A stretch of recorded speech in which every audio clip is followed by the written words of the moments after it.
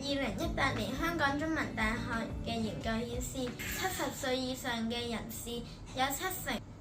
曾經跌倒過，更有70%裏邊有2成會因跌倒而死亡。而我哋嘅解決方案就係用呢一個 Arduino 嘅底板裏邊嘅加速傳感器同埋陀螺儀傳感器嚟偵測老人家有冇跌倒，而我哋會裝喺呢對拖鞋度。我哋呢一個發明品就叫做智能拖鞋。呢一個 Arduino 裏邊就有加速儀同埋陀螺儀傳感器，同埋一個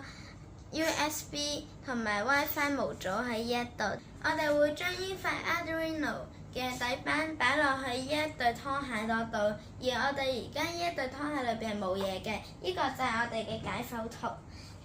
呢一個盒仔就係我哋嘅 Arduino， 而呢一個就係電池。運作原理就係用呢一個 Arduino 收集好數據之後，再經過雲端 send 去我哋嘅電腦，然之後電腦就會用數據嚟判斷我哋對拖鞋係咪棘親或者跌倒，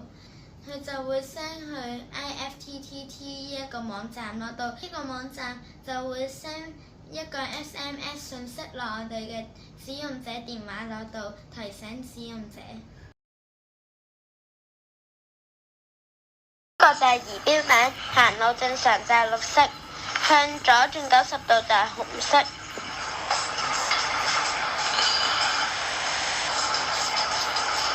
向右轉90度都係紅色。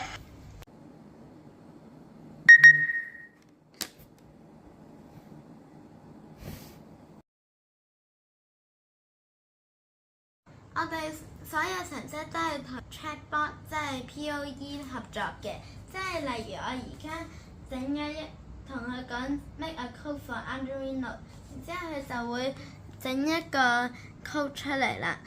呢一個 code 如果佢失敗嘅話，我哋會不斷俾 feedback 佢，然之後佢就會根據 feedback 俾翻啲正確嘅 code， 咁樣不斷試佢就會俾到一個完美嘅 code 嚟㗎啦。